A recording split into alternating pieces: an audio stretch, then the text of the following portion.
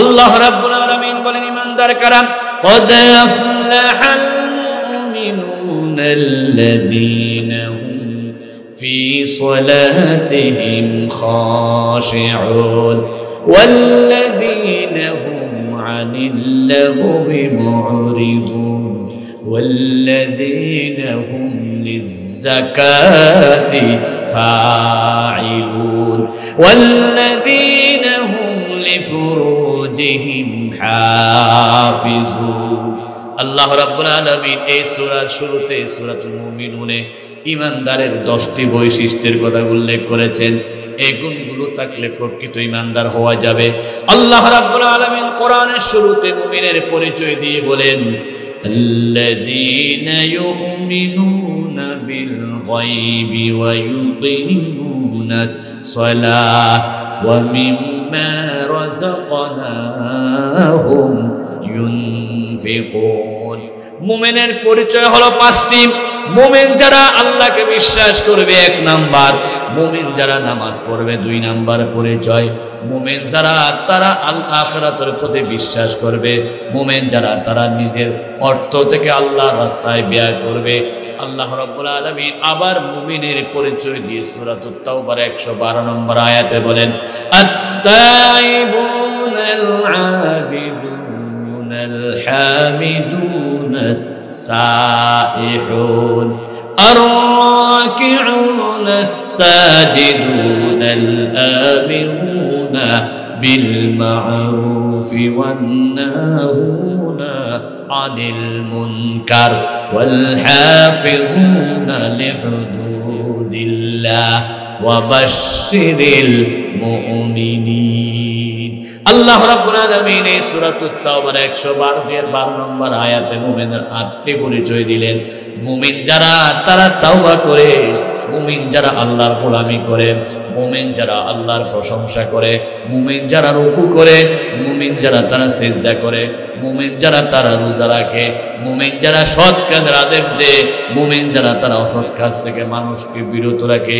আল্লাহ রাব্বুল আলামিন আবার কোরআনুল কারীমে 22 নম্বর পারা সূরাতুল আহজাবে 35 নম্বর আয়াত মুমিনের 10টি পরিচয় দিলেন ইন্নাল মুসলিমিনা ওয়াল মুসলিমাতি ওয়াল মুমিনিনা ওয়াল মুমিনাত ওয়াল কানিতিনা ওয়াল কানিতাতি ওয়াস সাদিকিনা ওয়াস সাদিকাত। সবগুলো বলতে গেলে রাত গভীর হয়ে যাবে। 7 জায়গা থেকে আয়াত বলেছি, শুধু আয়াত বলা আমার উদ্দেশ্য নয়, মূল মেসেজ দেওয়া উদ্দেশ্য। আমি আপনাদেরকে নাম্বার জানিয়ে দিচ্ছি। সূরাতুল মুমিনুনের 1 থেকে 10 নম্বর আয়াত পর্যন্ত তেলাওয়াত করবেন, তাফহিমুল কোরআন পড়বেন, সুন্দরভাবে বিস্তারিত আপনারা বুঝতে পারবেন। 2 নম্বর সূরাতুত তাওবার 112 নম্বর আয়াত তেলাওয়াত করবেন। 3 নম্বর সূরাতুল বাকারার 1 থেকে 5 আয়াত পর্যন্ত তেলাওয়াত করবেন। 4 নম্বর সূরাতুল আহজাবের 35 নম্বর আয়াত তেলাওয়াত করবেন। এই 4টি আয়াতে মুমিনের বৈশিষ্ট্য বর্ণনা করেছেন। আবার সূরাতুল আনফালের 3, 4, 5 এই 3টি আয়াতে আল্লাহ রাব্বুল আলামিন মোট 5টি বৈশিষ্ট্যের কথা বলেছেন। সব মিলে মুমিনের 30টা বৈশিষ্ট্যের কথা আল্লাহ বলেছেন। সুবহানাল্লাহ। আল্লাহ রাব্বুল আলামিন এই সূরার মধ্যে বলেন ইন্নামাল মুমিনুনা আল্লাযীনা ইযা যুকিরাল্লাহু ওয়াজিলাত কুলুবুহুম ওয়া ইযা তুলিয়াত আলাইহিম আয়াতুহু যাদাতুহুম ঈমানা। প্রকৃত মুমিন যারা, তাদের সামনে যখন আল্লাহর জিকির করা হয় তখন ওই সমস্ত মুমিনদের অন্তর প্রকম্পিত হয়ে যায়। কার জিকির বলেন না? কার জিকির? আর ওই জন্য কার জিকির? বাংলাদেশে দীর্ঘ 17 বছর আল্লাহর জিকির করতে দেয় নাই, শুধু একজনের জিকির করেছে, যেখানে যান সেখানে বঙ্গবন্ধু বঙ্গবন্ধু বঙ্গবন্ধু বঙ্গবন্ধু, সারাক্ষণ একজনের জিকির ছিল। ঠিক কিনা? 16 ডিসেম্বর পালন করা হতো, মুরে মুরে শুধু জিকির বঙ্গবন্ধু বঙ্গবন্ধু বঙ্গবন্ধু বঙ্গবন্ধু। এবারে কি শুনেছেন? এবারে কি সেই জিকির শুনেছেন? জিকির হবে একজনের, তিনি কে? আজকে আমাদের বাংলাদেশে জিকির নামে কত গন্ডামি চলা হয়। জিকিরের নাম দিয়ে গাছে লাফ দেয়, জিকিরের নাম দিয়ে মাঝে মধ্যে ফল মারে, জিকিরের নাম দিয়ে বাবার নামে আগলা বাবা মরহাবা, ফাগলা বাবা মরহাবা, তালা বাবা মরহাবা, কত জিকির বাংলাদেশের কিছু ভণ্ড আলেমরা চালু করছে, ঠিক কিনা বলেন? জিকির হবে একজনের নামে, তিনি কে? আল্লাহ ছাড়া কোনো ব্যক্তির জিকির হবে না। কারণ জমিন কার? আকাশ কার? বাতাস কার? আমরা গোলাম কার? জিকির চলবে কার? আল্লাহ জমিনে আল্লাহর জিকির বন্ধ করে দেওয়া চাইতে বড় জুলুম আর কিছু হতে পারে না, ঠিক কিনা? আল্লাহ রাব্বুল আলামিন বলেন, ওয়ামান আযলামু মিম্মান মানাআ মাসাজিদাল্লাহি আইয়ুযকারা ফিহা ইসমুহু। পৃথিবীতে সবচাইতে বড় জালেম যে আল্লাহর জমিনে আল্লাহর জিকির করতে দেয় না, ঠিক কিনা? আপনারা কি সুন্দরভাবে আল্লাহ জিকির করতে পেরেছিলেন? মাহফিল করতে গেলে ওসির অনুমতি, এসপির অনুমতি, থানার অনুমতি, জেলার অনুমতি, অমুকের অনুমতি, সব অনুমতি নেওয়ার পরে দেশে একটা লম্পট ছেলে সোনার ছেলের কাছে যেতে হতো। তুমি বলে টেলিফোন করলে আর কেউ বাধা দিবে না। ওই সোনার ছেলের পাওয়ার ছিল বেশি। যারা গাঁজা খাইতো, মদ খাইতো, তাদের পাওয়ারে আমাদেরকে চলতে হতো। জোরে বলুন নাউজুবিল্লাহ। সুতরাং 17 বছর জিকির হয়েছে একজনের নামে, এখন জিকির হবে আরেকজনের নামে। 17 বছর যার নামে জিকির হয়েছিল তার মাথার উপর পেশাব করে দিয়েছে জনগণ, ঠিক কিনা? কারণ তিনি ছিলেন বৈধ না অবৈধ? তাকে জাতির পিতা বলা হতো, কিন্তু তিনি জাতির পিতা ছিল না। আমাদের সবার বাপ আছে কি নাই? আমাদের বাপ থাকা সত্ত্বেও ওই বেড়ির বাপকে আমাদের জবার বাপ বানাই দিছে। বলে আমার বাপকে 18 কোটি মানুষ বাপ ডাক, আমরা কি আমাদের বাপ সারে অন্যজনকে বাপ ডাকতে রাজি আছি? 18 কোটি মানুষের বাপ তোমার বাপ নয়, সেজন্য তোমার বাপকে জোর করে বাপ ডাকাইয়া দিয়েছো। মানুষ পেশাব করে তার প্রতিশোধ নিয়েছে, ঠিক কিনা? জিকির হবে একজনের নামে, তিনি কে? সকালে জিকির আল্লাহর নামে, বিকেলে জিকির আল্লাহর নামে। বাংলার জমিনের কোন ভণ্ড বাবার নামে জিকির হবে না, ঠিক কিনা? যে সমস্ত উলামায়ে কেরামরা টুপি দিয়ে দাড়ি দিয়ে ভণ্ড বাবার নামে জিকির করত, বাংলাদেশের মানুষকে পথভ্রষ্ট করেছে। বাংলাদেশের মানুষ তাদেরকে ক্ষমা করবে না, ঠিক কিনা? ঠিক কিনা? আল্লাহ বলতেছেন, আল্লাহর নামে যারা জিকির বাঁধা দেয় তারা হলো কাফের, তারা হলো মুনাফিক, তারা হলো ফাসিক। আর ভণ্ড হুজুররা বলতেছে প্রধানমন্ত্রী আপনি জান্নাতি নারী, ঠিক কিনা? আল্লাহ বলেছেন কাফের, ফাসিক, জালেম, আর ওনারা বলতেছে কি? জান্নাতি নারী। আল্লাহ রাব্বুল আলামিন বলেন, ওয়ামান লাম ইয়াহকুম বিমা আনজালাল্লাহু ফাউলাইকা হুমুজ জালিমুন ফাউলাইকা হুমুল ফাসিকুন ফাউলাইকা হুমুল কাফিরুন। আল্লাহু আকবার। আল্লাহ বলেছেন যারা কোরআন দিয়ে দেশ চালায় না, আল্লাহর আইন দিয়ে যারা দেশ চালায় না, তারা নামে মুসলমান হতে পারে, বাস্তব তারা কাফের, তারা জালেম, তারা মুনাফিক, তারা ফাসিক। কথাটা কার? আরো জোরে বলুন কার? বাংলাদেশ স্বাধীন হয়েছে 1971 সনে, বর্তমান 2024 সাল। এই 54 বছরে যারা ক্ষমতা চলাইছে, একজনও কি কোরআন দিয়ে দেশ চলাইছে নাকি?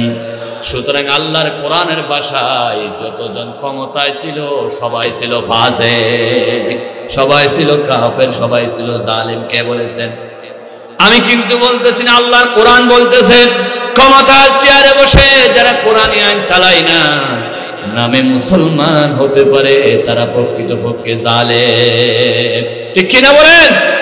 আল্লাহ রাব্বুল আলামিন বারবার বলেছেন তোমরা যদি কোরআন দিয়ে দেশ চালাও, কোরআন দিয়ে সমাজ চালাও, ওয়ালাউ আন্নাহুম আকামুত তাওরাতা ওয়াল ইনজিল লাকানু মিন ফাওকিহিম ওয়া মিন তাহতি আরজুলিহিম কোরআনুল কারীম পারা নম্বর 6 পৃষ্ঠা নম্বর 18 সূরার নাম মাইদা।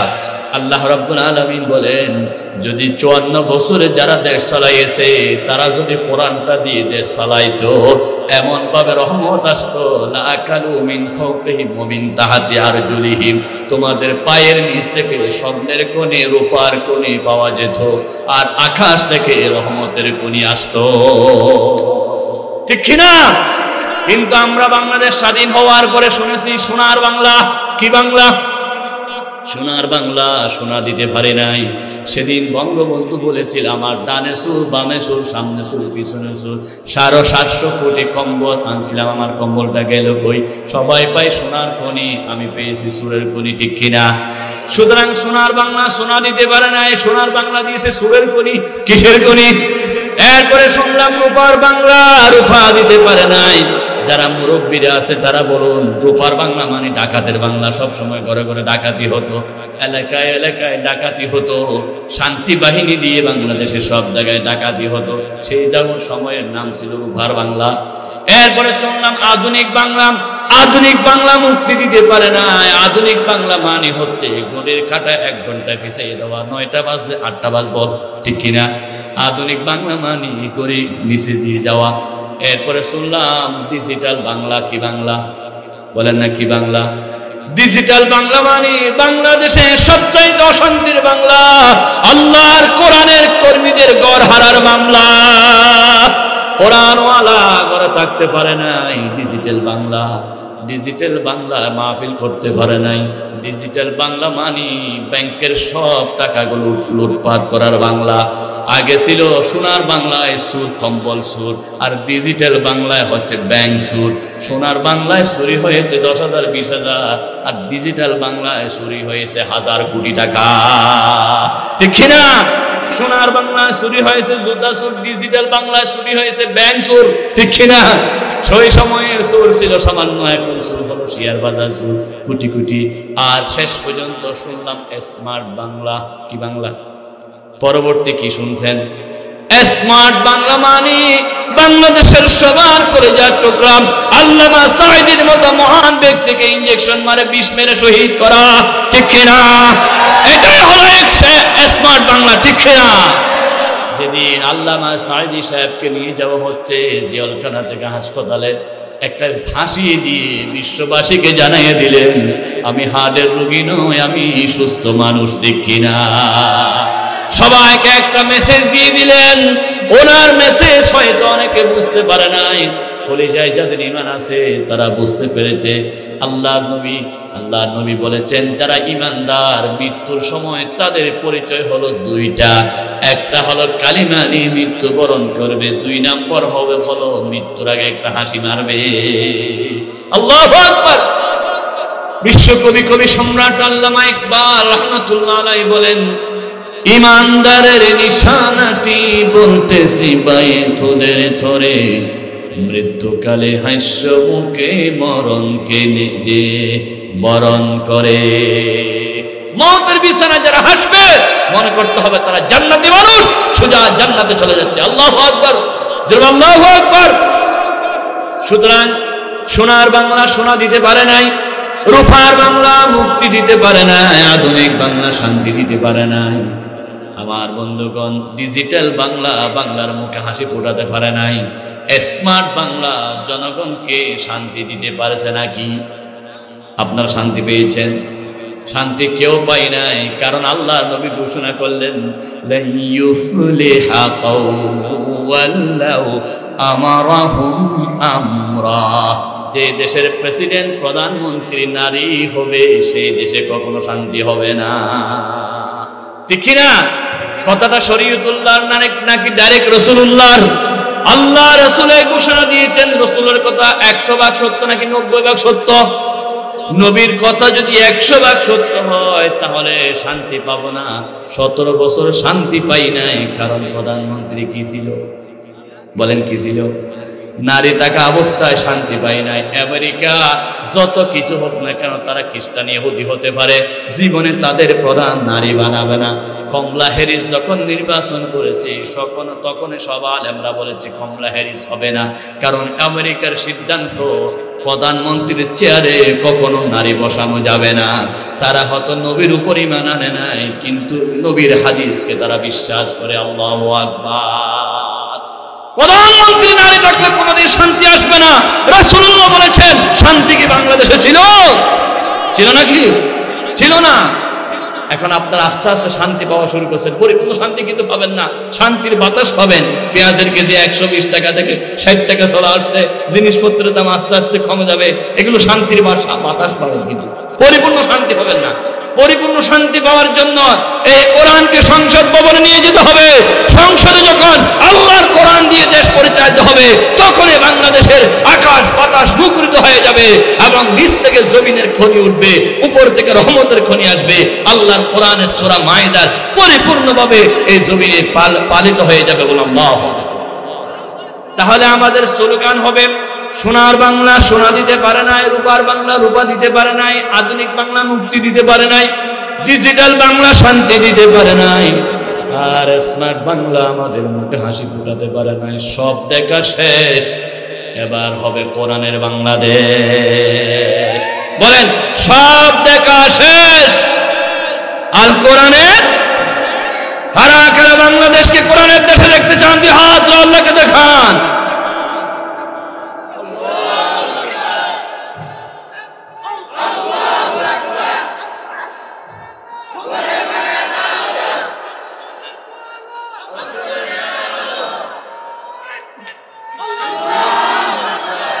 তাহলে আল্লাহ রাব্বুল আলামিন বললেন, ইন্নামাল মুমিনুনাল্লাযীনা ইযা যুকিরাল্লাহ ওয়াজিলাত কুলুবুহুম।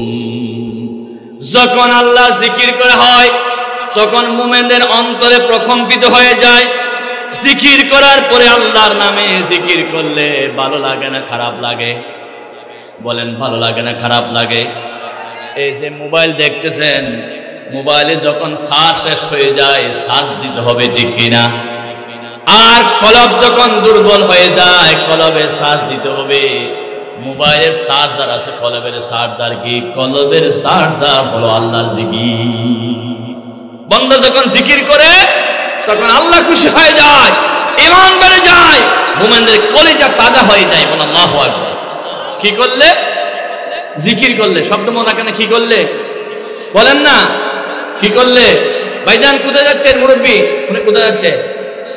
মাহফিলের মাঝখান থেকে যাওয়া যায় না, বসা যায়। সবাই ভিতরে বসেন। আল্লাহর কোরআনকে পিছন দিয়ে গেলে কপালে কিন্তু দুর্গতি হবে। কোরআনের সামনে আসলে উন্নতি হবে, পিছন দিয়ে গেলে কি হবে? দুর্গতি হবে। আমরা কি দুর্গতি চাই না উন্নতি চাই? বলেন, কি চাই? ফেনী জেলার মানুষ মনে হয় কম কথা বলে। এই যে ভাইরা কথা বলতেছে না কেন? উন্নতি চাই না দুর্গতি চাই? যারা কথা বলে, এই জবান কিয়ামতের দিন আল্লাহর পক্ষে সাক্ষী দিবে, কোরআনের পক্ষে সাক্ষী দিবে। আর যারা, আমি যখন বলে হাত তুলেন, যারা হাত তুলবে কিয়ামতের দিন এই দুই হাত আল্লাহর সামনে সাক্ষী দিবে। আল্লাহ, মাহফিলে আমি হাত তুলেছিলাম, আল্লাহ তার সাক্ষী কবুল করবেন। সুবহানাল্লাহ। আমার কথা নয়, আল্লাহর কোরআনের কথা। পারা নম্বর হলো 22, সূরার নাম হলো সূরা ইয়াসিন, পৃষ্ঠা নম্বর হলো 3। আল্লাহ বলেন, আল-ইয়াউমা নাখতিমু আলা আফওয়াহিহিম ওয়া তুকাল্লিমুনা আইদিহিম ওয়া তাশহাদু আরজুলুহুম বিমা কানু ইয়াকসিবুন। আল্লাহু আকবার। কিয়ামতের দিন জিহ্বা বন্ধ করে দিবে, হাত সাক্ষী দিবে, পা সাক্ষী দিবে, আপনার সমস্ত অঙ্গ প্রত্যঙ্গ সাক্ষী দিবে। যারা এখন বাদামের দোকানে আছে, সোনাপুরের দোকানে আছে, তাদের পা এবং হাত সাক্ষী দিবে। পাশে মাহফিল চলেছিল, আমার এই হাত এবং পাকে মাহফিলে নিয়ে যাই নাই, ওরা কোরআনের মোহাব্বত করে নাই। বাদামকে মোহাব্বত করেছিল, সোনাপুরকে মোহাব্বত করেছিল, আছে কি নাই? কারণ শয়তানে আসতে দিচ্ছে না। শয়তান ওদেরকে বলতেছে, এখানে মাহফিল আওয়াজ আসতেছে, বেড়া এখান থেকে শুন, যেতে হবে না, ভিতরে ঢুকতে হবে না। কারণ ভিতরে ঢুকলে তো ঈমান তাজা হয়ে যাবে। আর ভিতরে যারা ঢুকে কোরআন শুনে, সরাসরি জান্নাতের বাগানে হাজির। সুবহানাল্লাহ বলেন। প্যান্ডেল ভিতরে ঢুকলে কিসের বাগান? বলেন না, কিসের বাগান? বাহিরে যারা শুনতেছে তারা শুধু শয়তানের কথায় ভিতরে ঢুকতেছে না, বেড়া ঢুকে লাভ নাই। কিছুক্ষণ পরে পরে গল্প করতে হবে, সারা বোট খাইতে হবে, বাদাম খাইতে হবে, ভিতরে ঢুকলে তো পারবি না, বলে কিনা? এখানে যতজন আছে বাহিরে তার চাইতে বেশি না কম? আরো বেশি। আল্লাহর কোরআনও এটা বলেছেন। কোরআন কারীম পারা নম্বর 25 পৃষ্ঠা নম্বর হলো 11, সূরার নাম হলো সূরা। আল্লাহ রাব্বুল আলামিন বলেন 11 নম্বর পৃষ্ঠায় প্রথম লাইনে, ওয়া মাইয়াশু আন যিকরির রহমানি নুকাইয়িদ লাহু শাইতানান ফাহুয়া লাহু করিন। আল্লাহু আকবার বলেন। বুঝার আগে বলেন আল্লাহু আকবার। আল্লাহর কোরআনের মাহফিল, নবীর মাহফিল, হাদিসের মাহফিল, ইসলামী মাহফিল চলাকালীন সময়ে যারা মাহফিলে বসবে না, রাস্তাঘাটে ঘোরাফেরা করবে, সোনাপুরের দোকানে, বাদামের দোকানে ঘোরাফেরা করবে, আল্লাহ জানে না আগে থেকে? ১৫০০ বছর আগে বলে দিয়েছেন আল্লাহ, তারা হলো সরাসরি শয়তানের বন্ধু। ফাহুয়া লাহু করিন, তারা হলো শয়তানের বন্ধু। কে বলেছেন? আমি কিন্তু কোরআন ধরে ধরে বলতেছি, একদম মিথ্যা কথা বলি না, যা বলতেছি রেফারেন্স সহ বলতেছি। আপনারা যারা মাহফিলে হাজির হয়েছেন তারা হলো আল্লাহর বন্ধু। আমরা কার বন্ধু? আর যারা মাহফিলের আওয়াজ শোনার পরও বাদামের দোকান, সোনামুনের দোকান ছাড়তে পারে নাই, সেখানে ঘুরঘুর করে ঘোরাঘুরি করে, তারা কার বন্ধু? আরো জোরে কথাটা কি শরীয়তুল্লাহ নাকি ডাইরেক্ট আল্লাহ? আল্লাহ ঘোষণা করেছেন আমরা আল্লাহর বন্ধু হিসেবে থাকতে চাই, বলুন আমিন। ইন্নামা ওয়ালিয়ুকুমুল্লাহু ওয়া রাসূলুহু ওয়াল্লাযীনা আমানু ইউকিমুনাস সালাতা ওয়া ইউতুনাজ যাকাতা ওয়া হুম রাকিউন। আল্লাহু আকবার। কোরআনুল কারীম পারা নম্বর হলো 6, পৃষ্ঠা নম্বর হলো 15, সূরার নাম হলো মাইদা, লাইন নম্বর হলো 15। আল্লাহ বলেন প্রকৃতপক্ষে মুমিনের বন্ধু হলো আল্লাহ রাব্বুল আলামিন, এবং মুমিন কোরআন শুনে পাগল হয়ে যায়। মুমিনের বন্ধু হলো আল্লাহ, মুমিনের বন্ধু হলো রাসূল, মুমিনের বন্ধু হলো নামাজিরা, ঠিক কিনা? আমাদের বন্ধু কে? আমরা কার বন্ধু? আল্লাহ রাব্বুল আলামিন আমাদেরকে বন্ধু হিসেবে কবুল করলেন। এখন আল্লাহর কথা শুনে আমাদের ভালো লাগে। আল্লাহ রাব্বুল আলামিন বলেন মোবাইলে চার্জার দিতে যেমন ব্যাটারির দরকার হয়, ঈমানদারের চার্জার দিতে জিকিরের দরকার হয়। জিকির যত করা হয় তত ঈমানদারের ঈমান বেড়ে যায়। আল্লাহু আকবার। আমার বন্ধুগণ, জিকির অর্থ হু হু করা নয়, জিকির অর্থ লাফালাফি করা নয়, জিকির অর্থ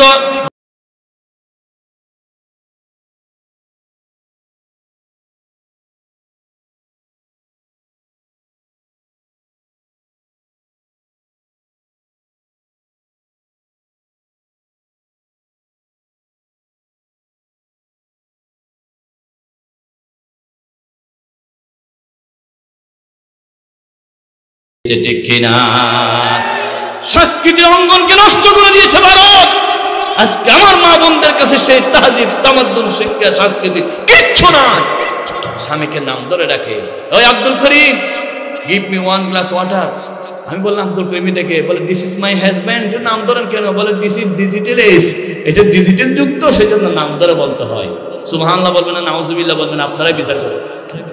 সমাজে শান্তি আছে? সে শান্তি দূর করে দিয়েছে ভারতের স্টার জলসা, জি বাংলায় সিনেমাগুলো পারিবারিক শান্তি দূর করে দিয়েছে। আগে কোনো মুরব্বী দেখলে সম্মান করা হতো, গাড়িতে মুরব্বী উঠলে আঙ্কেল বসেন, চাচা বসেন, ইজ্জত করা হতো। এখন বলে পিছে যান, পিছে যান, পিছে যান, আর না হলে চোখ বন্ধ করে তাকে ঘুমের মতো, কারণ সিট ছাড়ি দিতে হবে। কি ফুলাফাইন বেয়াদব হয়ে গেছে। কোনো মুরব্বী বাহির থেকে আসলে ফুলাফাইন তাড়াতাড়ি বের হয়ে যেত, দাদা আসতেছে, চাচা আসতেছে, সব আসতেছে। এখন কিন্তু সেই সম্মান নাই। ফুলাফাইন মুরব্বীর সামনে পা ডুলায়, বিড়ির সিগারেটের টান মারে, সিগারেটের ধোঁয়া মুরব্বীর গালের ভিতর ঢুকাইয়া দে, ঠিক কিনা? এই বেয়াদবি আমাদেরকে শিক্ষা দিল ভারতের সংস্কৃতি, ভারতের সিনেমা, সবগুলো বন্ধ করে দিতে হবে। বাংলাদেশের মানুষ 17 বছর কষ্ট পেয়েছে, দোয়া ইউনুস পড়েছে। দোয়া ইউনুস জানেন তো? লা ইলাহা ইল্লা আনতা সুবহানাকা ইন্নী কুনতু মিনাজ জালিমিন। সবাই যখন জালেমের ভয়ে নির্যাতনের দোয়া ইউনূস পড়েছে, আল্লাহ ইউনূসকে প্রেসিডেন্ট বানাইয়া দিয়েছে। আল্লাহ বলে সবাই পড়ে দোয়া ইউনূস, আমি প্রেসিডেন্ট বানাবো ইউনূসকে। সুতরাং ধর্ম ইউনূসের প্রতি আমাদের আবদার, ভারতের কোনো কিছু আমাদের দেশে আর দরকার নাই, ঠিক কিনা? ভারতের বিরুদ্ধে যত কথা বলবেন খুশি হবেন কে? 4 নাম্বার, ভারত আমাদেরকে যেই ক্ষতি করেছে সবচাইতে সাক্ষী সোনাগাজীর মানুষ। বন্যার পানি দিয়ে আমাদেরকে শেষ করে দিয়েছে, ঠিক কিনা? কি পরিমাণ পানি যে তারা দিয়েছে আমার বন্ধুগণ। আমি নিজে বিভিন্ন জায়গায় ত্রাণ দিতে গিয়েছি, এক সিনা পরিমাণ পানির মধ্যে নামাজ পড়েছি, আপনারা তো সাক্ষী। অনেকের ডেলিভারির সময় কি কষ্ট পেয়েছি, অনেক মা বোনরা কি কষ্ট পেয়েছি। এই কষ্টগুলো সব দিয়েছে এই ভারত, ঠিক কিনা? সুতরাং তারা আমাদের বন্ধু হতে পারে না। এরপরে সবচাইতে যে ক্ষতিটা করেছে 5 নম্বর, সেটা হলো বাংলাদেশের অধিকাংশ হত্যাকাণ্ড ভারতকে খুশি করার জন্য। আগস্ট মাস আসতে তারা পাগল হয়ে যেত। ভারতকে খুশি করার জন্য আবরার ফাহাদকে হত্যা করা হয়েছে বুয়েট প্রতিষ্ঠানে। ভারতকে খুশি করার জন্য সালাউদ্দিন কাদেরকে শহীদ করা হয়েছে। ভারতকে খুশি করার জন্য আল্লামা সাঈদীকে শহীদ করা হয়েছে, ঠিক কিনা? শুধু ভারত উপহার দিয়েছে। আল্লামা সাঈদীর উপহার, আল্লামা সাঈদীকে শহীদ করে ভারতকে খুশি করেছে। নাউজুবিল্লাহ বলেন না? ভারতকে খুশি করার জন্য এই সমস্ত মাদ্রাসাগুলো গরুর চামড়া তুলতো কোরবানির সময়, চামড়াকে সহজ করে দিয়েছে। 200 টাকা, 300 টাকা, 3000 টাকার চামড়া। বাংলাদেশের চামড়া শিল্পকে ধ্বংস করেছে ভারত, কারণ তাদের গরুর চামড়া দরকার। গরুকে তারা মা বলে, গোশত খাই না, জবাই করে না, কিন্তু মাকে পায়ের নিচে দিয়ে জুতা সিলাইতে পারে। নাউজুবিল্লাহ। তারা গরুকে কি বলে বলেন না? মা বলে পূজা করে। আল্লাহ রাব্বুল আলামিন যারা গরুকে পূজা করে তাদেরকে গরুর মুখ খাওয়ায়, আর আমরা গরুকে পূজা করি না, আল্লাহকে পূজা করি। সেজন্য আল্লাহ আমাদেরকে দুধ খাওয়ায়। গরুর দুধ আমরা খাই, তারা কি খায়? মুখ খায়। বলেন না কি খায়? মুখ চিনেন তো? পেশাব চিনেননি? ইন্ডিয়াতে গেছি, বাংলাদেশে প্রায় জায়গায় মাহফিলে গেছি, ইন্ডিয়াতে গেছি, সেখানে দেখলাম 1 বোতল পানির দাম 25 টাকা, 1 বোতল মদের দাম 75 টাকা। পেশাবের দাম, কারণ পেশাব তারা প্রভুর মনে করে খাইতো, পেশাব খাই। আল্লাহ রাব্বুল আলামিন নূহ নবীর যুগে যে সমস্ত মানুষরা নূহ নবীর সাথে বেয়াদবি করেছিল তাদেরকে পায়খানা খাওয়াইছিল। ইতিহাস লম্বা। ভারতের জমিনে যারা আল্লাহ মানে না, খোদা মানে না, তারা ভগবান মানে, গরু মানে, তাদেরকে আল্লাহ কি খাওয়ায়? মদ। আর আমরা যারা আল্লাহকে মানি আমাদেরকে কি খাওয়ায়? এবার বলেন দুধ খাবেন না মদ খাবেন? দুধ খাইতে চাইলে কোরআনের পক্ষে হবেন, মদ খাইতে চাইলে ওই জালেমের পক্ষে হইন, ঠিক কিনা? ভারত আমাদেরকে সবচেয়ে আরো বেশি ক্ষতি করেছে। এক একটা যদি বলতে চাই, গার্মেন্টস শেষ করে দিয়েছে, আমাদের শিক্ষানীতি শেষ করে দিয়েছে। বাংলাদেশের একটা সুন্দর পরিবেশ ছিল, ফুরকানিয়া মাদ্রাসা প্রত্যেকটা এলাকায় ছিল, কি ছিল না? সেই ফুরকানিয়া মাদ্রাসা বন্ধ করে দিয়েছে। ভারতের নোবেল বিজয়ী মাদার তেরেসা, উনি যত কোটি টাকা পাইয়েছে নোবেল পুরস্কারে, সব টাকাগুলো বলতেছেন আমি সব টাকাগুলো বাংলাদেশে পাঠাবো, ফুরকানিয়া বন্ধ করে দাও, কেজি স্কুল চালু করে দাও। নাউজুবিল্লাহ বলেন না? কেজি স্কুল চালু করার পরে আমার দেশে কি ক্ষতি হয়েছে? সকালবেলা বাচ্চাদেরকে তুলে নিয়ে গেছে, ওখানে তো ইসলামী শিক্ষা নাই। ইসলামী শিক্ষার জন্য আজকে কেজি স্কুলের বিরুদ্ধে আমাদের ভাইয়েরা নতুন নতুন আধুনিক কিন্ডারগার্টেন চালু করতেছে। আলহামদুলিল্লাহ, বলে আলহামদুলিল্লাহ। সেজন্য তারা আমাদের ছেলেগুলোকে ধ্বংস করে দেওয়ার জন্য সকালবেলা কোরআন না পড়ে গাদা গাদা বই সামনে দিল। এই বইগুলো পড়ার জন্য মাও চলে যায়, শাশিও চলে যায়, সবাই মাঠে গিয়ে বেপরদা স্বামী দুর্নাম করতে থাকে, আর ছেলেদেরকে পড়ায় এই বলো চকলেট আফা দে নাকি আল্লাহ দে? এবার ছেলেরা বলতেছে আফা দে, কারণ আফার পকেট থেকে চকলেট দিচ্ছে। এবার ছেলেদেরকে শিক্ষা দিল আল্লাহ নাই বলো, কারণ আল্লাহ কিছু দিতে পারে না, যা দে সব আফা দে। নাউজুবিল্লাহ বলেন। আপনারা জানেন না বাংলাদেশের 10,000 ছেলেদেরকে ইসকন কর্তৃক প্রশিক্ষণ দেওয়া হয়েছিল 3 বছর আগে থেকে। ইসকন হলো বাংলাদেশের সবচাইতে জঘন্যতম জানোয়ার, জঘন্যতম দুশ্মন হলো বাংলাদেশের। কি নাম বলেন না? কি নাম? ইসকন। নামটা জানেন না? সবাই বলুন ইসকন। বাতিলের নাম শিখে দরকার। আল্লাহ ফেরাউনের নাম কোরআন শরীফে অনেকবার বলেছেন জানার জন্য। ফেরাউন যে কত ক্ষতি করেছে সেটা জানার জন্য যেমন ফেরাউনের নাম বলেছে, আমাদেরকে ইসকন নাম বলতে হবে। বাংলাদেশের সবচেয়ে বড় ক্ষতি করেছে কি? ইসকন। আর জোরে বলুন ইসকন। ইসকন হচ্ছে বাংলাদেশের সবচেয়ে জঘন্য জানোয়ার। তাবলীগ জামাতে মারামারির কাণ্ড ঘটাইছে ইসকন। এবং বাংলাদেশের সবচেয়ে বীর সন্তান সাইফুল ইসলাম আলিফ, অ্যাডভোকেট, আইনজীবী। আজকে আমার সাথে যিনি আইনজীবী আসছেন, নওশাদ সাহেব ওনার বন্ধু, ওনারা একসাথে চট্টগ্রাম জজপুরে প্র্যাকটিস করতেন। আলহামদুলিল্লাহ, এক বন্ধু চলে গেছেন, আরেক বন্ধু কোরআনের মাহফিলে হাজির হয়েছেন। আলহামদুলিল্লাহ, সাইফুল ইসলাম আলিফ, আল্লাহু আকবার। আমি নিজে ওনার জানাজায় হাজির হচ্ছে গ্রামে। জমিয়তুল ফলায় লাখ লাখ মানুষ কেঁদেছে, শাহফির মাঠে কেঁদেছে। সেই গ্রামের মধ্যে সবাই বলতেছে ওনার মতো ভালো ছেলে আর নাই। আলহামদুলিল্লাহ, উনি সরকারি আইনজীবী ছিলেন, অত্যন্ত ভদ্র, নামাজি, দিনদার, পরহেজগার, আল্লাহওয়ালা, কোরআনওয়ালা, ইসলামী আন্দোলন কর্মী ছিল। যে সমস্ত ভাইয়েরা জজপুরের সামনে ইসকনের সদস্যরা সাইফুল ইসলাম আলিফকে রক্তাক্ত করেছে, আজকের এই ফেনীর ময়দান থেকে আমরা জানিয়ে দিতে চাই, তাদের একজনকে ক্ষমা করা হবে না। প্রত্যেকজনকে সাইফুল ইসলাম আলিফের রক্তের বদলা দিতে হবে, ঠিক কিনা? আমরা তার ফাঁসির, তার হত্যাকারীদের ফাঁসি দাবি করতেছি, সাথে সাথে ইসকনকে নিষিদ্ধ করার দূর দাবি যাচ্ছি। এবং ভারত বাংলাদেশের মসজিদে আক্রমণ করেছে। সেদিন জজপুরের মসজিদে তারা বিভিন্ন পাথর মেরেছে, আনা ভেঙেছে। বাংলাদেশের মসজিদটা হলো প্রত্যেক মুসলমানের পানার চাইতে প্রিয় সম্পদ, ঠিক কিনা? মসজিদে আক্রমণ করলে আমরা কি সহ্য করতে পারি? সুতরাং একে একে বললে সারা রাত বললো শেষ হবে না। এতগুলো ক্ষতি একমাত্র করেছে কি? ভারত। এখনো করতেছে, দিল্লি থেকে সব ইশারা লাগতেছে। সেজন্য বিশ্ব মুফাসসির আল্লামা সাঈদী সাহেব রাহমাতুল্লাহ আলাইহি বলেছিলেন, বাংলাদেশের মুসলমান ঐক্যবদ্ধ হয়ে গাছের গোড়া নাড়া দিলে তুমি দিল্লি গিয়ে পৌঁছবা, ঠিক কিনা? সেজন্য মালয়েশিয়া, পাকিস্তান কোথাও যায় নাই, কোথায় গেছে? শ্বশুর বাড়ি দিল্লি চলে গেছে। আল্লামা সাঈদী সাহেব যা বলেছিল সব কথা সত্য প্রমাণিত হলো 90 ভাগ নাকি 100 ভাগ। তাকে জিজ্ঞাসা করা হলো তুমি যেটা বলো সেটা সত্য হয়ে যায় কেন? তিনি বললেন আমি যা বলে কোরআন দিয়ে বলি।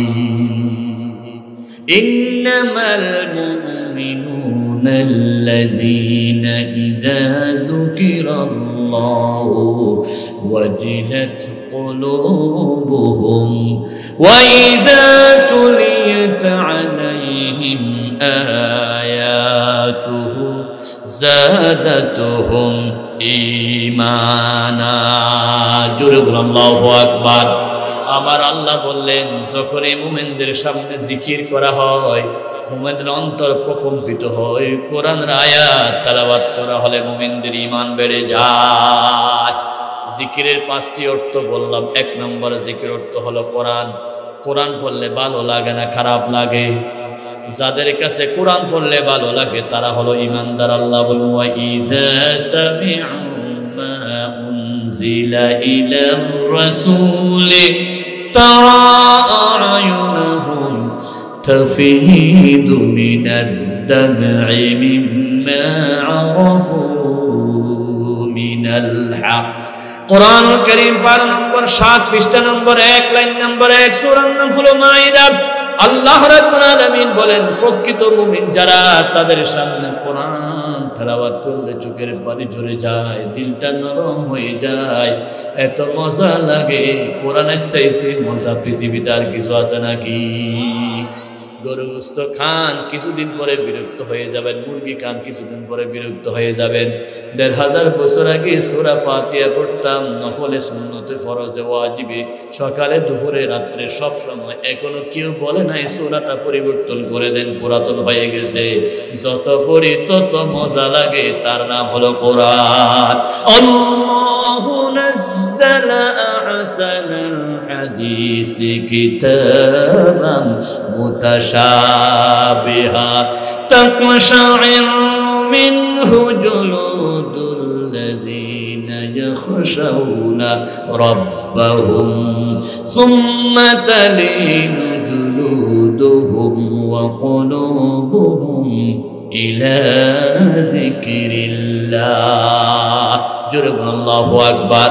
কোরআনুল কারীম পারা নম্বর হলো 23, পৃষ্ঠা নম্বর হলো 20, সূরার নাম হলো জুমার। আল্লাহ রাব্বুল আলামিন সেই সূরাতে 20 নম্বর পৃষ্ঠায় 3 নম্বর লাইনে বলেন, যখনই কোরআন তেলাওয়াত করা হয় মুমিনদের চামড়াটা নরম হয়ে যায়, কলবটা একেবারে দুর্বল হয়ে যায়, মুমিনরা তাকতে পারে না, প্রকম্পিত হয়ে যায় কলব। দুনিয়াতে এত সুন্দর, কোরআনের চাইতে মজার জিনিস আর কিছু নাই। যেদিকে চাবান, যেদিকে পড়েন সেদিকে মজা, একমাত্র কোরআন। আল্লাহু আকবার। আপনি যদি দুনিয়াতে অঙ্ক পড়েন, অঙ্ক পড়ার পরে হিসাব বিজ্ঞানে আপনি যথেষ্ট পারদর্শী হয়ে যাবেন। আপনি যদি দুনিয়াতে বিজ্ঞান পড়েন, হয়তো সায়েন্স জানবেন, টেকনোলজি জানবেন, ইঞ্জিনিয়ারিং যদি পড়েন তাহলে আপনি বিল্ডিং এর নিয়ম জানবেন। কিন্তু আপনি যদি কোরআন পড়েন, দুনিয়ার কোনো কিছু নিয়ম জানেন না জানেন। সবচাইতে বড় কথা হলো কোরআন পড়লে পরে দুনিয়ার সাথে সম্পর্ক হোক না কেন সরাসরি মুনিবকে চিনতে পারবে। তাহলে দুনিয়ার সমস্ত জ্ঞানের সম্পর্ক হলো এই দুনিয়া পরিমাণ, আর কোরআনের সম্পর্ক হলো আখিরাত। সুবহানাল্লাহ। সেজন্য আল্লাহ রাব্বুল আলামিন বলেন, রব্বানা আতিনা ফিদ দুনিয়া হাসানা ওয়া ফিল আখিরাতি হাসানাতাও ওয়া কিনা আযাবান নার। আল্লাহ যে দোয়া শিক্ষা দিলেন, এই দোয়া দুনিয়া তো পাবেন, আখিরাতও পাবেন। আপনারা সবাই দুনিয়া তো শান্তি, আখিরাতও শান্তি চান কিনা? সব জায়গায় শান্তি চাইলে একমাত্র কোরআন। কারণ বিজ্ঞান পড়লে আপনি বিজ্ঞানী হবেন, দুনিয়ায় বেতন পাবেন। ইঞ্জিনিয়ার হলে দুনিয়ার মধ্যে পয়সা কামাতে পারবেন। ডাক্তার হলে দুনিয়াতে ফিস পেতে পারবেন। সব জ্ঞানের উপকার দুনিয়া পাবেন। আর কোরআনের মাদ্রাসায় যদি ছেলেকে পড়ান তাহলে ওই ছেলে দুনিয়াও পাবে, আখিরাতও পাবে। 2 নম্বর হলো সব জ্ঞানের সম্পর্ক আসমানের নিচে, আর কোরআনের সম্পর্ক আসমানের নিচে ও আসমানের উপরও। সুবহানাল্লাহ। 3 নম্বর কারণ হলো দুনিয়াতে যত জ্ঞান আছে সব জ্ঞানের উপকার মৃত্যু পর্যন্ত পাবেন। আপনি মৃত্যু শেষ, মরণের পরে ইঞ্জিনিয়ারের কোনো উপকার আছে নাকি? মরণের পরে ডাক্তারের কোনো উপকার আছে নাকি?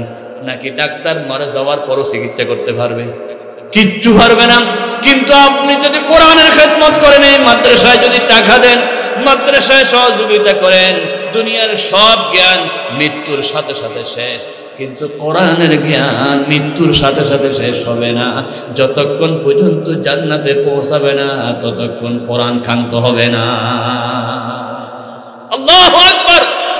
কোরআনের টার্গেট ডাক্তার বানানো নয়, ইঞ্জিনিয়ার বানানো নয়, বিজ্ঞানী বানানো নয়। কোরআনের টার্গেট হচ্ছে আল্লাহ চিনাইয়ে দেওয়া, জান্নাত পর্যন্ত পৌঁছায় দেওয়া।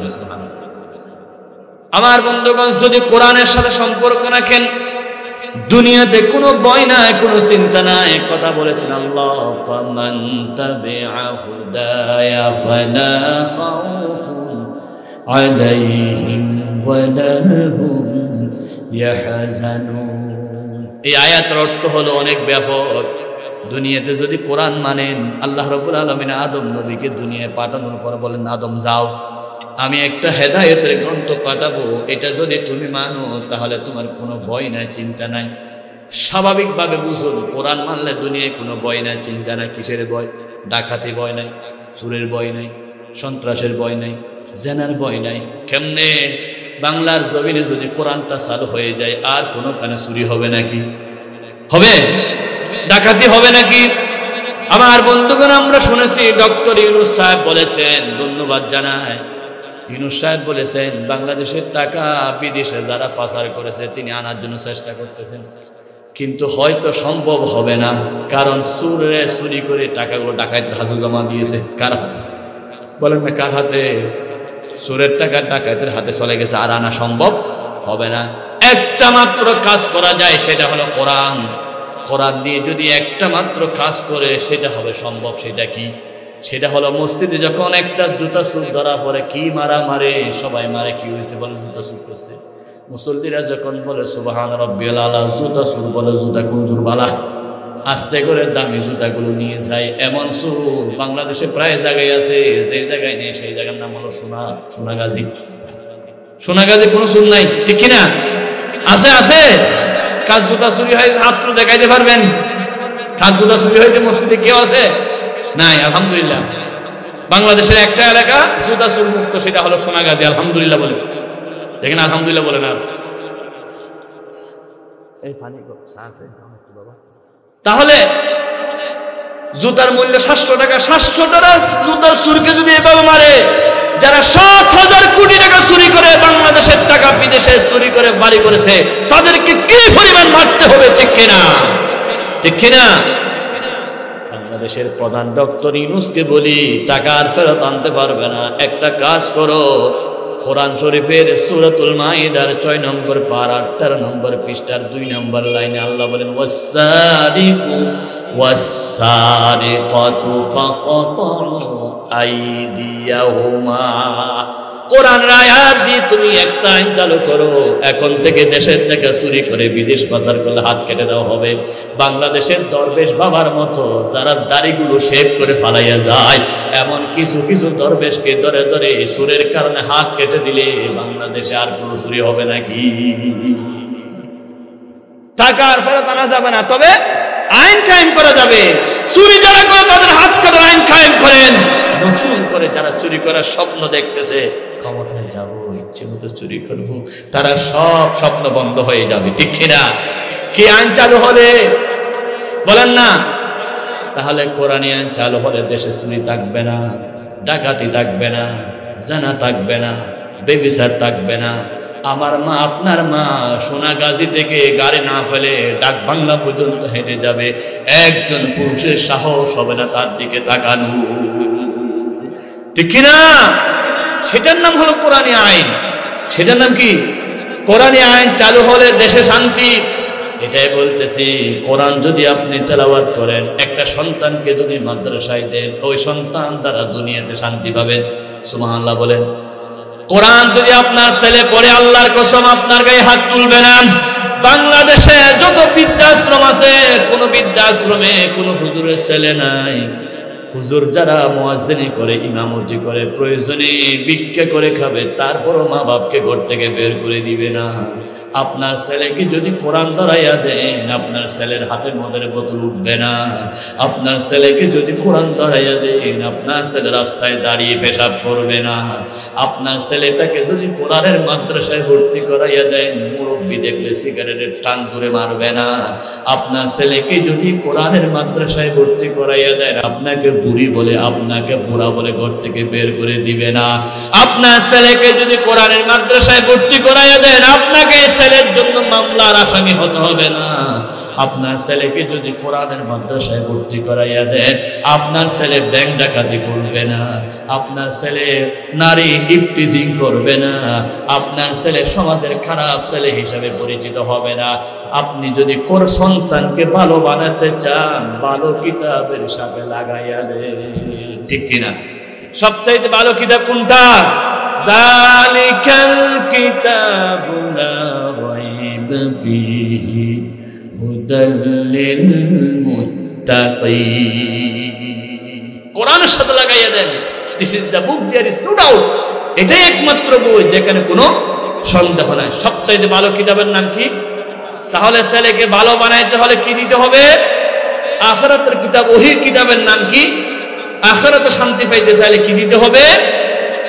নির্ভেজাল কিতাবের নাম কি? আপনার ছেলেকে যদি নির্ভেজাল ভালো মানুষ বানাইতে চান, কোথায় দাঁড়াইতে হবে? সবকিছু পাওয়া যায় কোন কিতাবে? আপনার ছেলে থেকেও যদি সব পত্র পেতে চান, কোরআন দাঁড়াইয়া দেন, আর কিচ্ছু লাগবে না। সেজন্য ইসলামী আন্দোলন কর্মীরা, নেতারা কর্মীদেরকে আগে কোরআন দাঁড়াইয়া দে। কি দাঁড়াইয়া দে? বলেন কি দাঁড়াইয়া দে? তুমি কোরআন পড়ো, আর কিছু লাগবে না, অটোমেটিক তুমি ভালো হয়ে যাবা। আমার দেশ, আমার বাড়ির চট্টগ্রাম, আমাদের দেশে একজন বড় হুজুর ছিলেন, মৌলানা সিদ্দিক আজাদ রহমতুল্লাহ, নাম শুনছেন? হ্যাঁ, উনি বলতেন, কি সুন্দর করে বলতেন, সিটেঙ্গে ভাষায় বলবো একটু। বই দিদি যাই, বই তালত ফরি ফুয়া বাদ ফানি নাহাই, হদিন বাদে সাইদে ফুয়া মসজিদত গিয়ে, শিবিরে আর ফুয়ারে আল্লাহ ধরায়ে। বুঝেন নাই? এবার আপনাদের ভাষায় বলি, ফুয়া হদুন আয় বই দিতে যায়, আর গরদ মধ্যে আমার বাড়িতে কিছু ছেলে এসে কোরআনের বই দিয়ে যায়। ওই কোরআন পড়ে পড়ে দেখি আমার ছেলে বাদ পানি ছাড়ে দিছে। খানা পিনা ছাড়ে দে, শুধু বইগুলো পড়ে। ফুলাদেরকে জিজ্ঞাসা করলাম তোমরা কোন ফুলা? বলে আমরা ইসলাম আন্দোলন কর্মী। আমার ছেলেকে কি দিচ্ছ? বলে কোরআন দিচ্ছি। আমার ছেলে ওই ছেলেদের ফান্দে পড়ে কোরআন পড়ে পড়ে এমন ভালো হয়ে গেল, এক ওয়াক্ত নামাজও কজা করে না, জীবনে আমার সাথে বেয়াদবি করে নাই। মানুষকে ভালো করার জন্য সবচাইতে বড় ওষুধের নাম কি? আমার নবী যে যুগে আসছিলেন সেই যুগের নাম ছিল কি? সবাই তো জানেন, দা এজ অফ ইগনোরেন্স ইংরেজিতে বলা হয়, বাংলায় বলা হয় মূর্খতার যুগ, আরবিতে বলা হয় জাহেলি যুগ। আল্লাহ রাব্বুল আলামিন বলেন ফাহুকুমাল জাহিলিয়াতি ইয়াবগুন ওয়া মান আহসানু মিনাল্লাহি হুকমান লিকাওমিন ইউকিনুন। আল্লাহু আকবার। কষ্ট হচ্ছে আপনাদের? রাসূল যে যুগে আসছিল সেই যুগের নাম ছিল জাহেলি যুগ। জাহেল মানে মূর্খ, অজ্ঞ, অন্ধকার। এখান থেকে যদি লাইটগুলো বন্ধ করে দাও, অন্ধকার প্যান্ডেল হবে, অন্ধকার স্টেজ হবে, কিন্তু লাইট থাকা অবস্থায় অন্ধকার হবে? আমার রাসূল যে যুগে আসছিলেন সেই যুগে প্যান্ডেল ছিল, লাইট ছিল, সূর্য ছিল, চন্দ্র ছিল, সব ছিল। তারপরে বলা হতো জাহেলি যুগ। কেন রে? সব ছিল, একটি জিনিস ছিল না, সেটা হলো কোরআন। কোরআন না থাকার কারণে মানুষরা রাস্তাঘাটে মূর্তি পূজা করত। কি পূজা? আরো জোরে, আল্লাহ পূজা বাদ দিয়ে মূর্তি পূজা। বাংলাদেশেও কোরআন বিরোধী জালেম 17 বছর আমাদেরকে বাবার পূজা করাইছে। এই যে মাদ্রাসা দেখতেছেন, যেখানে কল আল্লাহ কল রাসূলুল্লাহ, আল্লাহ নবীর হাদিস পড়াচ্ছে, সেখানে উপরে বাবার ছবি লাগাতে বাধ্য করেছে। অথচ হাদিসে আছে ছবি থাকলে রহমতের ফেরেশতা আসে না। ওই জালেম বলে রহমতের ফেরেশতা লাগবে না, আমার বাবার ছবি রাখ, না হলে মাদ্রাসার মঞ্জুরি কেটে দিব। আর হুজুররা বাধ্য হয়ে রাখতে হয়েছে। কত হুজুররা বাধ্য হয়ে রেখেছে, আর কত হুজুররা খুশি হয়েছে। আপনি জান্নাতি নারী যেটাই বলেন সেটাই আমরা করবো। জোরে বলেন সুবহানাল্লাহ। কি হবে? নাউজুবিল্লাহ নাকি সুবহানাল্লাহ? আমার বন্ধুগণ, মূর্তির যুগটা ছিল 17 বছর। যেদিন বিদায় নিল, মানুষ মূর্তিগুলো ব্যঙ্গে ব্যঙ্গে পেশাব করে দিয়েছে। আমি প্রায় ব্রিজের মধ্যে রড দেখি নাই, বাঁশ দেখেছি। অনেক ব্রিজের ইঞ্জিনিয়ারকে জিজ্ঞাসা করলাম, তোমরা ব্রিজের মধ্যে রড দাও নাই, বাঁশ দিছো কেন? বলে যত রড বাজেট হয় সব রডগুলো মূর্তি পূজা করার জন্য বঙ্গবন্ধুর মূর্তি বানাতে দিতে হয়। রডগুলো মূর্তি বানায়, ব্রিজের মধ্যে বাঁশ ঢুকাইয়া দিতে হয়। জোরে বলেন নাউজুবিল্লাহ। রড কোথায় গেল? বলেন না কোথায়? মূর্তি বানাতে মুড়ে মুড়ে 400 কোটি টাকার প্রতি বছর মূর্তি বানাইছে।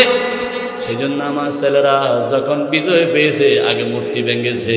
রাসূলুল্লাহ বিজয়ের দিন মূর্তি ভেঙেছিলেন কাবা শরীফে।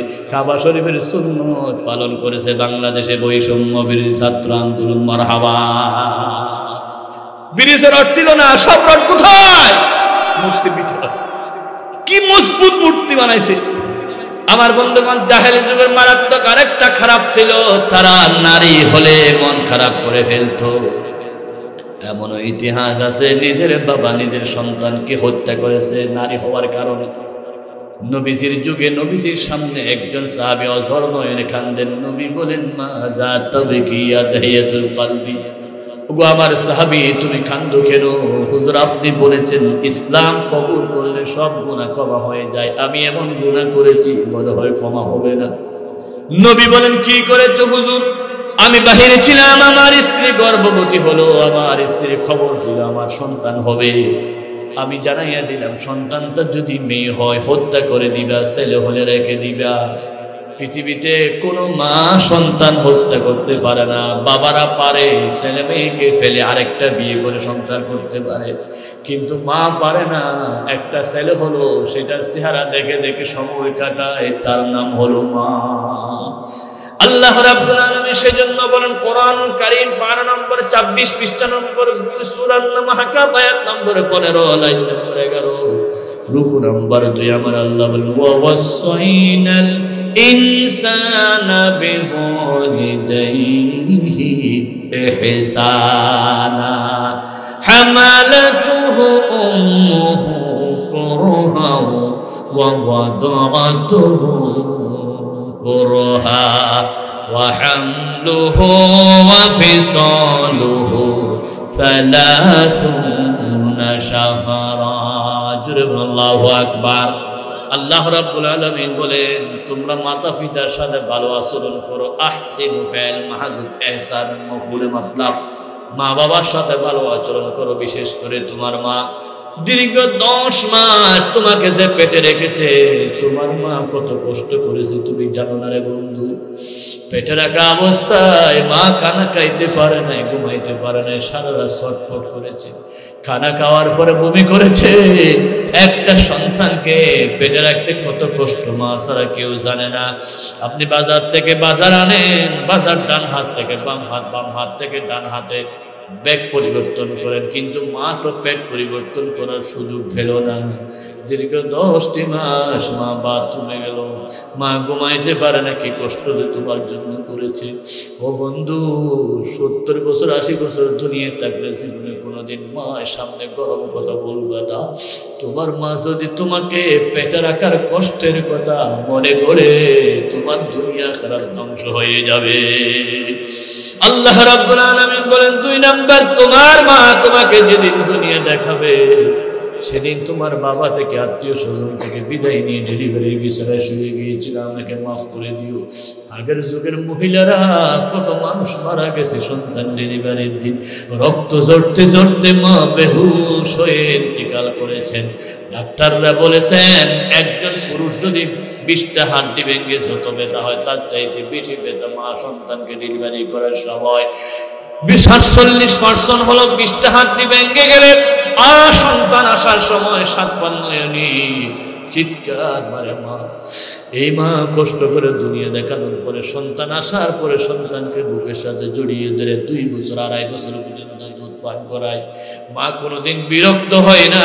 এক মাঘ মাসের শীতের মধ্যে কি ঠান্ডা পড়ে, এরপর মা বারবার টেলিফোন করে রাতে 2টা 3টা, আব্বু তুমি কোথায়? রাত্রে যতক্ষণে করে যান, মা বলে ডাক দিতে দেরি, মা দরজা খুলতে দেরি হয় না রে বন্ধু। ও মা তুমি কি ঘুমাও না? বলে সারা রাত আমি কানটা বালি দরজার দিকে লাগাইয়া থাকি, আমার সন্তান কখন মা বলে ডাক দে। পৃথিবীতে সবচাইতে আপন হলো মা। সেজন্য আল্লাহ বলেন, ওয়াকাদা রাব্বুকা আল্লা তা'বুদু ইল্লা ইয়্যা ওয়া বিল ওয়ালিদাইনি ইহসানা ইম্মা ইয়াবলুগান্না ইনদাকাল কিবারা আহাদুহুমা আও কিলাহুমা ফালা তাকুল লাহুমা উফ ওয়ালা তানহারহুমা وقل لهما قولا كريما। আল্লাহু আকবার। কুরআনুল কারীম পারা নম্বর 15, পৃষ্ঠা নম্বর হলো 3, সূরার নাম হলো সূরাতুল বনী ইসরাঈল, আয়াত নম্বর হলো 23, রুকু নম্বর হলো 3, লাইন নম্বর হলো 11। আমার আল্লাহ বলেছেন, দুনিয়াতে কোনোদিন মা বাবার সাথে বেয়াদবি করো না। মা বাপ যখন বয়স্ক হয়ে যায়, ধমক দিও না, ঝগড়া করিও না, মধুর সুরে সুরে তাদের সাথে কথা বলো। 2017 সালে বাংলাদেশের কিছু হাজী হজরত আলহামদুলিল্লাহি রাব্বিল আলামিন আর রহমানির রহিম মালিকি ইয়াউমিদ্দিন ইয়্যাকা না'বুদু ওয়া ইয়্যাকা নাস্তাঈন اهدنا الصراط المستقيم صراط الذين أنعمت عليهم غير المغضوب عليهم ولا الضالين। জোরে বলুন আমিন। এই মাদ্রাসায় এগুলো পড়ানো হয়। এই মাদ্রাসায় মমতাজ নারীর গান শোনানো হয় না, আল্লাহর কোরআন পড়ানো হয়, ঠিক কিনা? মাদ্রাসা হলো রহমতের বাগান। বাংলাদেশের সংসদ ভবনটা ছিল গজবের বাগান। সেখানে মমতাজ নারী ফাইটতে যায়, বুকটা ফাইটতে যায়। এরকম করে করে সংসদ থেকে নাপাক করে ফেলেছে, ঠিক কিনা? আমরা চাই সেই নাপাক সংসদকে পাক করতে। আল্লামা সাঈদী সাহেব নাই, ওনার উত্তরসূরি যারা কোরআনের কথা বলে তাদেরকে পাঠাতে চান, ঠিক না? সেখানেও কোরআন তেলাওয়াত চালু হোক, কোরআনের আইন চালু হোক, চান কি চান না? আমার বন্ধুগণ, আমি যে কথা বলেছিলাম শেষের দিকে আসতে গিয়ে, রাসূলুল্লাহ যে যুগে আসছিল সেই যুগের নাম ছিল জাহেলি যুগ। জাহেলি মানে অন্ধকার যুগ। নবীর যুগে আলো ছিল, সূর্য ছিল, চন্দ্র ছিল, তারপরে জাহেলি যুগ বলা হতো কেন? তার কারণ হলো মানুষের কাছে মানবতা ছিল না, মানুষ মূর্তি পূজা করত। এই সাহাবী রাসূলের সামনে কাঁদতেছেন, তার ভিতরে কেমন জাহেলিয়ত ছিল দেখেন। তিনি বলেন, আমি বাহিরে ছিলাম, আমার স্ত্রীকে বললাম মেয়ে হলে জবাই করে দিবে, ছেলে হলে রেখে দিবা। মা জবাই করে নাই। আমি বাহির থেকে এসে মেয়েকে দেখে মন খারাপ হয়ে গেল। স্ত্রী বলতেছে তোমার মেয়ে নয়, এটা পালক মেয়ে। এই কথা বলার পরে মেয়ের সাথে আমার আদর হয়ে গেল, মোহাব্বত হয়ে গেল। আল্লাহ রাব্বুল আলামিন বলেন, ওয়া ইযা বুশিরা আহাদুহুম বিল উনসা যাল্লা ওয়াজহুহু মুসওয়াদ্দান ওয়া হুয়া কাযীব। কোরআন কারীম 12 নম্বর 14 নম্বর পারা 12 নম্বর পৃষ্ঠা সূরাতুন নাহলে আল্লাহ রাব্বুল আলামিন বলেন, মেয়ের হয়েছে কথা বললে জাহেলরা মন খারাপ করত। শেষ পর্যন্ত এই মেয়ে বাবার সাথে ভালো সম্পর্ক হয়ে গেল। বাবা এবং মেয়ের মহব্বত যখন বেড়ে গেল, মা বলল এটা তোমার মেয়ে, আমি মিথ্যা কথা বলেছি। সাথে সাথে মেয়েকে সাজিয়ে দিতে বললেন, মেয়েকে নিয়ে গেলেন পাহাড়ি অঞ্চলে। মেয়ে বলতেছে আব্বু কোথায় যাও? বাবা বলতেছে আমি একটা কাজে যাচ্ছি। বাবা এবং গর্ত খনন করতেছেন, মাটি খনন করে আদরের মেয়ে ঘামগুলো মুছে নিচ্ছে, মাটিগুলো মুছে নিচ্ছে। আব্বু তোমার কষ্ট হয়। ওই কেমন জাহেল ছিল বুঝাচ্ছি। ওই জাহেল জানোয়ার এক সিনা মাটি খনন করে মেয়েকে হাত বাঁধে, পা বাঁধে, ভিতরে ঢুকাইয়া দেয়। মেয়ে বলে আব্বু আমি কি দোষ করেছি? আমি তো তোমার বালুগুলো, তোমার ময়লাগুলো, তোমার কামগুলো মুছে দিলাম। বাবারে আমাকে মেরো না, প্রয়োজন আমি বিদেশে গিয়ে ভিক্ষা করে খাবো। কেমন জাহেল ছিল, কেমন খারাপ ছিল, দয়া হলো না। তারপরও গর্তের ভিতরে ঢুকাইয়া বিশাল একটা পাথর নিয়ে মেয়ের সিনা বরাবর মারলেন। জুরুন আল্লাহু আকবার। মেয়ের সিনা ফেটে গেল, ফিনকি মেরে রক্ত বের হয়। এরপর আবার পাথর মারলো, পাথর মেরে রক্ত বের হয়ে গেল। একটা স্প্রাট, একটা ডাব যেমন আপনি কুলার সাথে সাথে ফিনকি মেরে রক্ত, ফিনকিরে পানি বের হয়ে মেয়ে রক্ত বের হয়ে মানুষের চেহারা লাল হয়ে গেল। কথাগুলো বলতেছেন আমার নবীকে, আমার নবী চোখের পানি ফেলে ফেলে কাঁদতেছেন। মানুষ হয়ে কিভাবে এভাবে নিজের মেয়েকে হত্যা করেছে। জোরে বলুন আল্লাহু আকবার। আল্লাহ রাব্বুল আলামিন বলেন কিয়ামতের দিন আল্লাহ প্রশ্ন করবেন। 30 নম্বর পারা সূরাতুত তাকবীরে 8 এবং 9 নম্বর আয়াত আল্লাহ বলেন, ওয়া ইদাল মাউউদাতু সুইলাত বিআইয়ি যামবিন কুতিলাত। কিয়ামতের দিন প্রশ্ন করা হবে, কেন এই মেয়েদেরকে হত্যা করা হলো? আমার রাসূল এসে কথাগুলো শোনার পরে ঘোষণা দিলেন, লা তুকরিহু আবুল বানাত ওয়া ইন্নী আবুল বানাত। আজকে থেকে কোনো মেয়েকে হত্যা করা যাবে না। হত্যা তো দূরের কথা, মেয়েদের পিতাকে গালি দেওয়া যাবে না, কারণ আমি রাসূল হলাম মেয়ের পিতা। সুবহানাল্লাহ। জাহেলি যুগ কেন বলা হয়? তাদের কাছে বিবেক ছিল না, মানবতা ছিল না। নিজের বাবা হয়ে নিজের সন্তানকে জবাই করেছে, মেয়ে সন্তানকে জবাই করেছে। মাঝখানে একটা কথা বলি, জাহেলি যুগে হত্যা করেছে পুরুষ সন্তান নাকি নারী সন্তান? সবাই বলুন আরো জোরে। আর ফেরাউন জালেম হত্যা করেছে পুরুষ সন্তান। ইউযাববিহুনা আবনাআকুম ওয়া ইস্তাহয়ুনা নিসাআকুম। ফেরাউন হত্যা করেছিল কি? পুরুষ। ওই মূসা আসবে সে হয়ে। এবার বুঝে থাকলে বলুন ফেরাউন হত্যা করেছে কি? আর জাহেলি যুগে হত্যা করেছে কি? কিন্তু জাহেলি যুগের চাইতে মারাত্মক, ফেরাউনের চাইতে মারাত্মক আমার দেশের জালেম সরকার পুরুষ হত্যা করেছে, নারী হত্যা করেছে, সব শ্রেণীর মানুষ হত্যা করেছে। আর এমন আমার চোখের পানি জড়িয়েছে, ঘরে ঘরে মানুষকে খুন করেছে, ঠিক কিনা? 100 ফেরাউনকে এক জায়গায় করলে যা ক্ষমতা হবে তার চাইতে বেশি জুলুম করেছে এই জালেম সরকার। 100 নম্বর এক জায়গায় করলে যেই জুলুম করেছে তার চেয়ে বেশি করেছে এই জালেম। কি সুন্দর নাম আয়নাঘর, মনে হচ্ছে চকচকে ফকফকে ঘর, কিন্তু আয়নাঘর মানে দুনিয়া থাকতে খবরস্থান, মানুষকে জিন্দা লাশের মতো সেখানে শুকাইয়া দিয়া 10 বছর 20 বছর পর্যন্ত কষ্ট দিয়েছে। 10 বছর 17 বছর আল্লামা সাঈদী সাহেবকে 13টা বছর কষ্ট দিয়েছে। আল্লাহর আরশ আজিম প্রকম্পিত হয়েছে। 41 সাল টার্গেট দিয়েছিল, 45 মিনিটও সময় পায় নাই। যাওয়ার সময় 5টা মিনিট বলেছিল ভাষণ দিতে। ওয়াকারুজ্জামান সেনা প্রধান, ধন্যবাদ ওনাকে, উনি বলেছেন 1 মিনিট আর ভাষণ দেওয়া যাবে না, কারণ বাংলাদেশের জনগণের অভিশাপ তোমার উপর। আল্লামা সাঈদীকে তুমি কথা বলতে দাও নাই, বাংলার জমিনে তোমার কথা চলবে না, চলবে না, চলবে না, ঠিক না?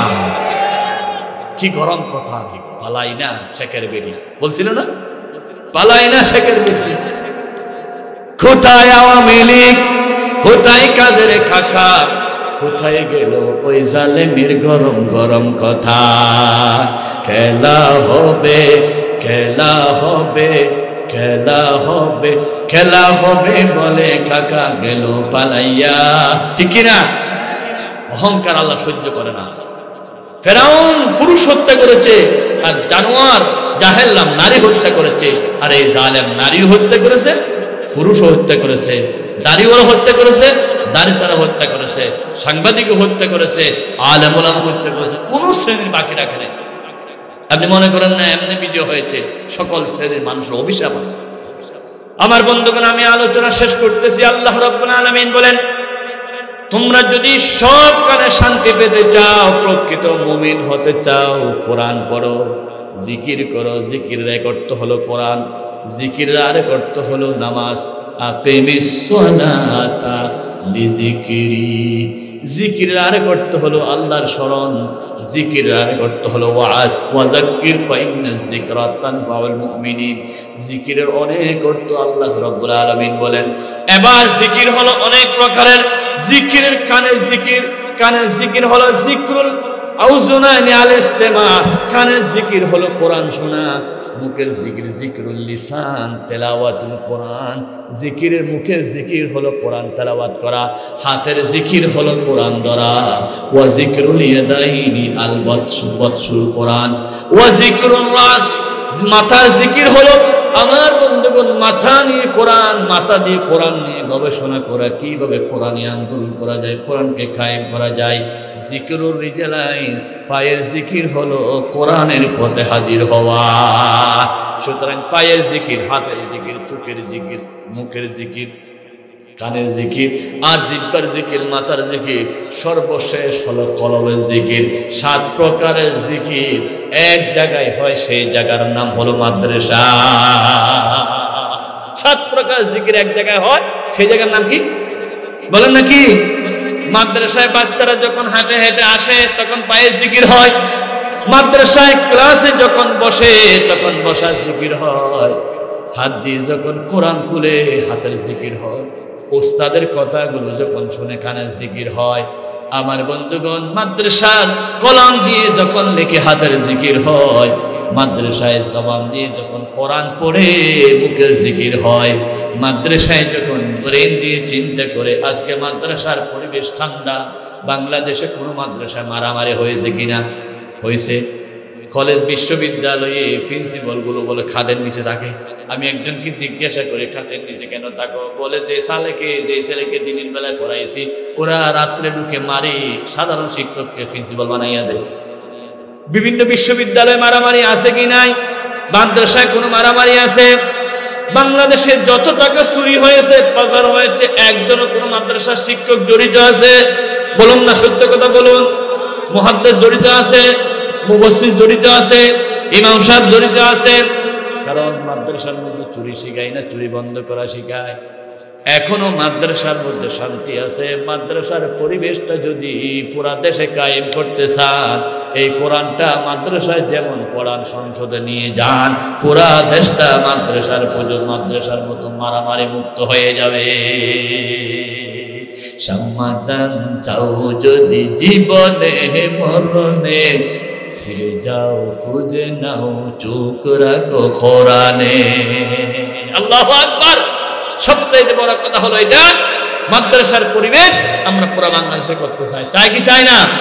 তখন আমাদেরকে অবশ্যই কোরআনের পক্ষে থাকতে হবে, কোরআনের পক্ষে আন্দোলন করতে হবে।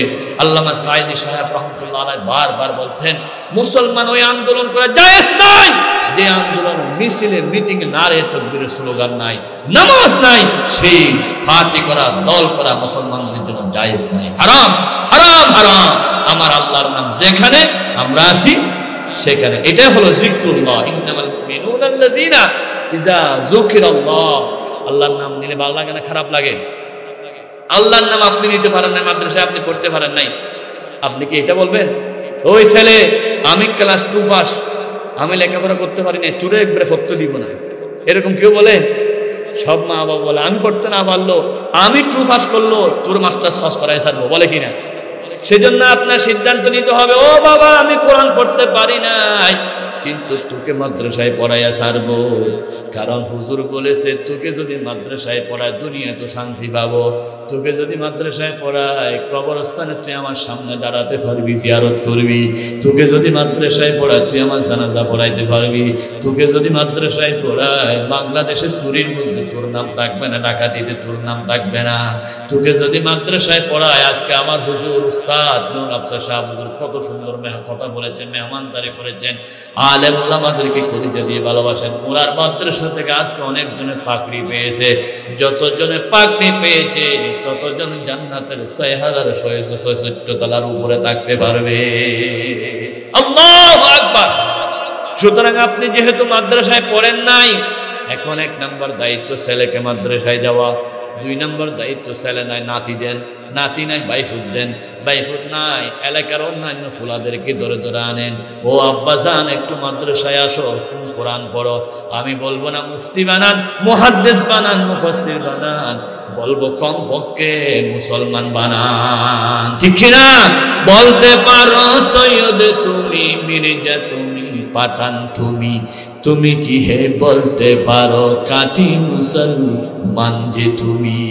তুমি ডাক্তার হও, বিজ্ঞানী হও, কোনো অসুবিধা নাই, কমপক্ষে ক্লাস 5 পর্যন্ত পড়ে সফরপুর মাদ্রাসার মধ্যে দাখিল পর্যন্ত পড়ে একজন মুসলমান হও, তারপরে তুমি সব জায়গায় যেতে পারবা। দাখিলের পরে এখন বিভিন্ন কলেজে ভর্তি হচ্ছে, বিভিন্ন ইউনিভার্সিটিতে ভর্তি হচ্ছে।